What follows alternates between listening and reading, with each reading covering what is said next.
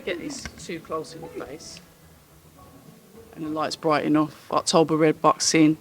Here with the lovely Frank Smith. I'd like to say we're in enemy turf here, aren't you? No one's enemy with me. Soft enough. Soft, cuddly, approachable, friendly. Some of the above. But let's talk about your fighter, Alycia Baumgardner, who I've got to say, off the bat, is in phenomenal shape. Talk to us about Alycia. Yeah, look, she's constantly in good shape. She's always in the gym, always training. You know, she's always on weight as well. You know, ready to go. I think it's a big night for her on Saturday. You know, she came over here before, shocked a lot of people with the win over Terry Harper. Big finish there. You know, came over again with a bit of a. We didn't really have the time frame, you know, for her to prepare properly for her last fight. So some people, you know, didn't not such a good performance, but she's ready to go. This is the fight she's wanted for a long time, and go in there, become, you know, unified champion. I believe, you know, Michaela Myers is a great fighter. I was at a fight when we had Hamadouche in Las Vegas. That was a brilliant fight, and I think you'll see a great fight on Saturday. But I truly believe Alycia is going to do the business. When you talk about fights, obviously you've been present at many. Females with needle between them. Have you ever come across anything like this? Because the animosity between the two, if I'm going to use a professional word, is quite entertaining. But what are your thoughts on that? Yeah, look, I think you got it with both fights, and with Clarissa Shields, Savannah Marshall as well. That's one that's been built up for a long time. This is a much fresher sort of. Maybe there's been history, but much fresher in terms of once the talk started coming around making the fight. So I think it you know, ultimately it builds up the event. It's what we want to see. We like that. You know, some fights don't need it, but you know, this has really helped with this fight and really pushed it on. Alycia is determined. She's told me that she's going to stop it. It's not going past 7 rounds, and she's going to stop Mayer in the tracks. She believes an attribute of Mayer's is speed, her output, and she's going to take that away from her in round 1. Your thoughts on the confidence that you're getting from Alycia? Of course, she's got to back herself. Why wouldn't she? But dealing with a fighter with that confidence and that will to win.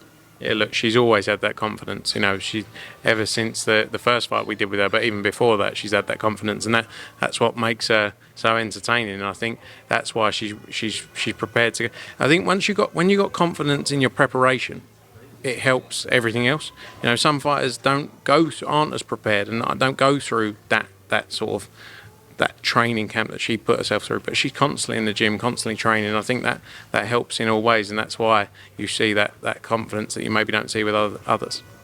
And when we talk about backing the right fighter or getting the right fighter for Matchroom, what was it about Alycia that stood out? Because sometimes you can get a fight and you can think, yeah, they look all right on paper. Okay, yeah, I've seen them box, they're all right. What is it that makes a fighter stand out to Matchroom to say, you know what, I want them to be part of my stable? I think she's got it all. She's got the ability. She showed that with the fight, you know, against Terry Harper. She's got the, you know, she's got the confidence that we were just speaking about, and she understands how to create a show, and that's what's important. So she's got all of the elements. Now she's got to go in there and become, you know, win those belts, and then go on to try and look to become undisputed. That's definitely what she wants to do. Somebody that's willing to do what it takes, somebody that really has that drive. You see fighters and it's like, yeah, I might get the win and blah, blah. And they're sort of like, not blasé, but quite relaxed about it. But Alycia is literally one of those that's like, no, I'm going to do this and I'm going to hurt her doing it. Yeah, and that's the confidence you need. You know, that's what also gets people interested. You know, you need that as well. You need that element in there as well, and that's why it's working for her. Talking about cross promotions, then we are obviously here with, you know, Boxer Sky Sports, Alycia being a Matchroom fighter. Cross promotional stuff is something that I've always had an interest in, because obviously when yourselves departed from Sky, you know, obviously working with Frank Warren, Queensbury Promotions, it's just something that doesn't seem to happen. And collectively across the board, you've all got really good fighters. So it's nice to see that they're actually now mixing together and we're getting the fights that the British public want to see. How is that for a promoter, for yourselves, to work cross-promo? Yeah, look, I think it's important if the fights make sense for the fighters that we look to do it. Sometimes people talk about fights like this, do this, where it makes a lot of sense for the fighters they represent. And it could be the same in our position. We say, oh, send that, go and do that, because it makes sense. But it has to make sense for the fighter. you know, we've always worked with a lot of different people, whether it's Golden Boy, Top Rank, whether it's PBC in the past. You know, got a great relationship with like Louis de Cubas, Tom Brown as well.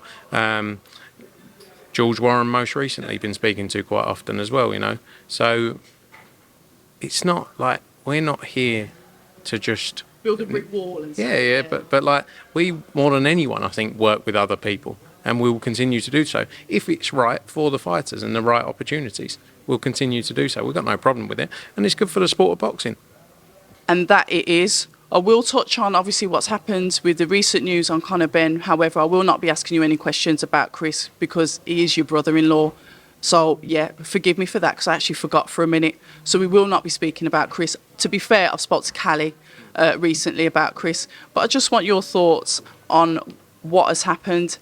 And I guess it's a sticky situation for you to be as open and honest as you can be because there's legalities, there's procedures going on in the background. But what can you actually tell us? Yeah, look, I think ultimately there is a legal process ongoing. So a number of things can't be spoken about because otherwise they would affect that legal process. I think what I'd say is that, you know, ultimately everyone deserves their chance in life, whether it's with this or other things, to prove their you know, the truth. And people jump straight to a conclusion without any background information. So it's very easy for someone to see something and make a decision and a call, and that's life now. That's the world. That's social media.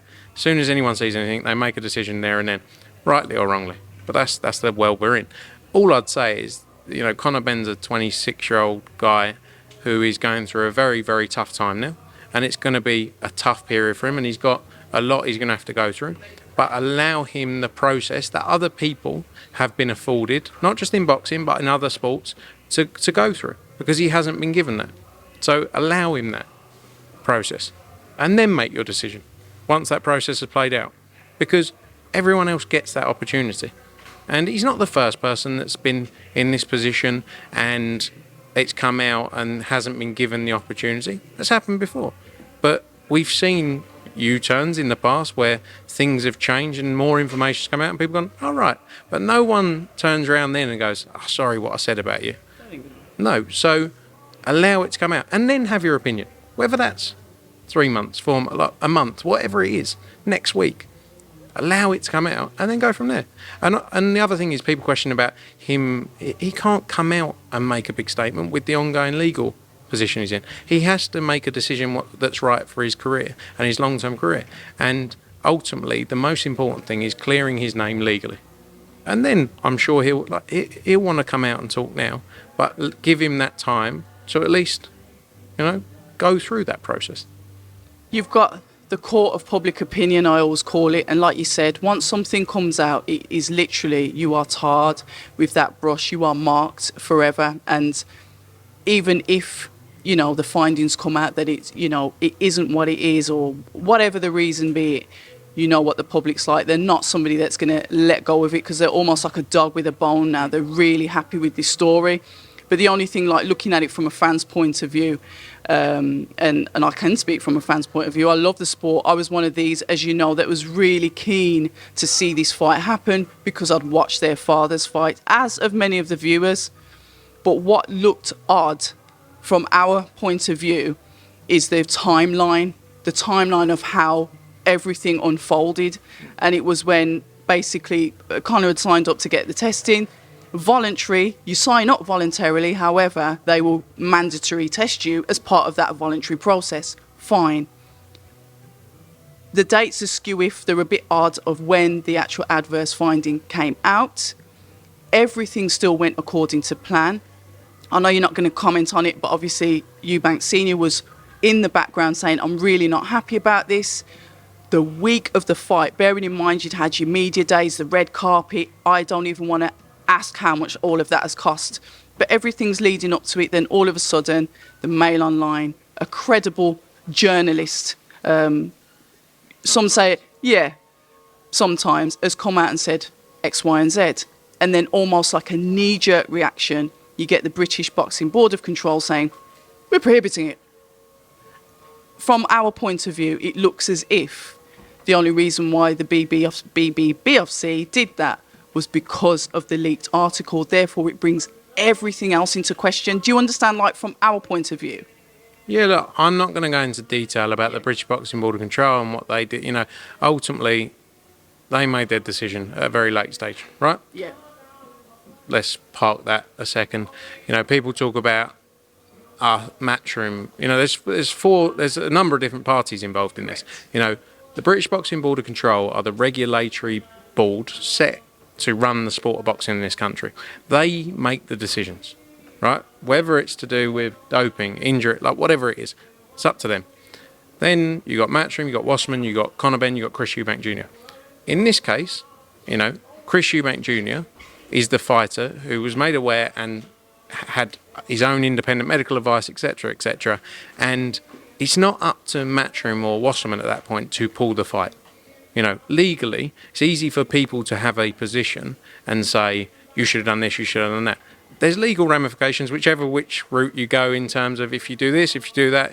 People don't understand it. I don't expect people to understand it. They don't know any detail of it. But there's a process that has to be followed.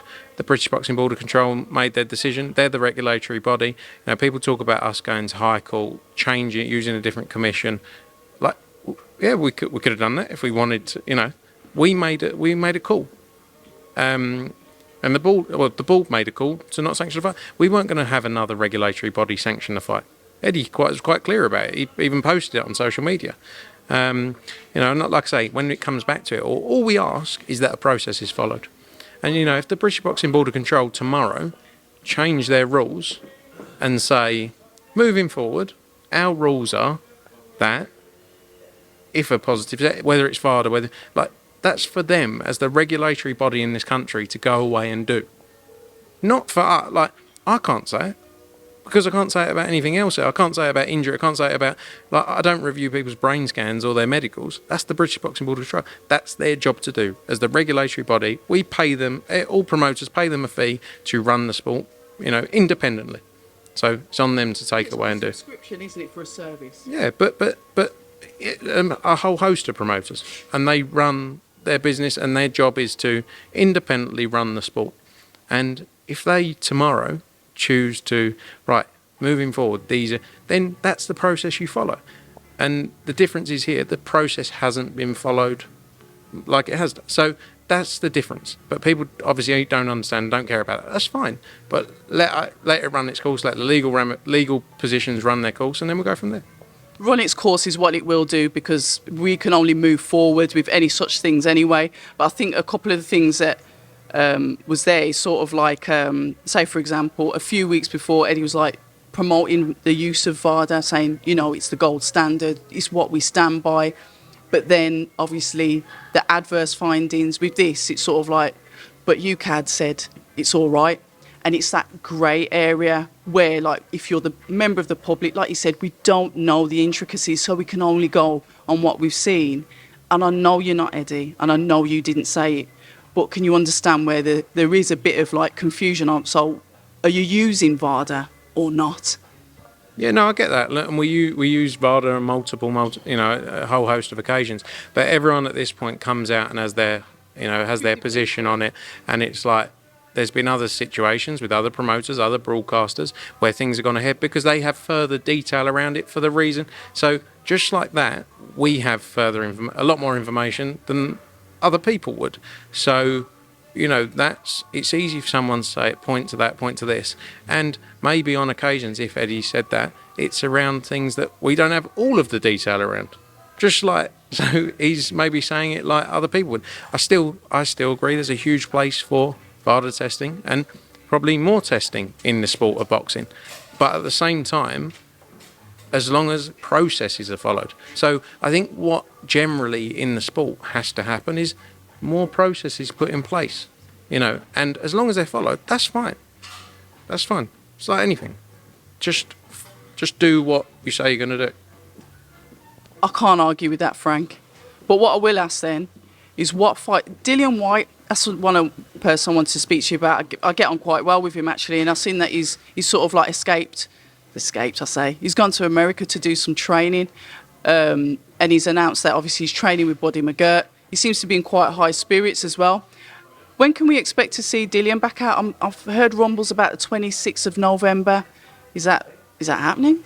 Yeah, they're the discussions that are ongoing. The big talks, don't involve me, do they? But that's what's ongoing. So hopefully, we'll see that soon. It'd be great to be working with Dillian again. We've worked with him for the last, apart from the few, still we're in touch with him, but around outside the Fury fight, I think his last 13 or 14 fights, something like that. So got a great relationship with him and the team, and that'd be great if we can get all that up and running and announced. And your thoughts on possibly Derek Chisora fighting Tyson Fury? Is that definitely going to happen? Is it something that once again is in a process? I think it's a discussion that's ongoing, as far as I'm aware. Derek's obviously managed by 258 and AJ. So let's see how that plays out. The trilogy, it's nearly here. Very interesting. Hello, you're not going to say hello? No, not getting me involved. Say hello. Hi Frank, have some popcorn. I'm on a diet, so I'm a bit late. And here's a troublemaker, Gareth A. Davies. Sure. Something like that. No, known him a long time. Known him since he was a teenager. Really? He's lovely. He's from me. Yeah, you have him. Yeah. Go on, you have him. I better get in there. Nice to see you. A little sneak peek from Gareth A. Davies that goes around causing trouble on TalkSport. Bless him.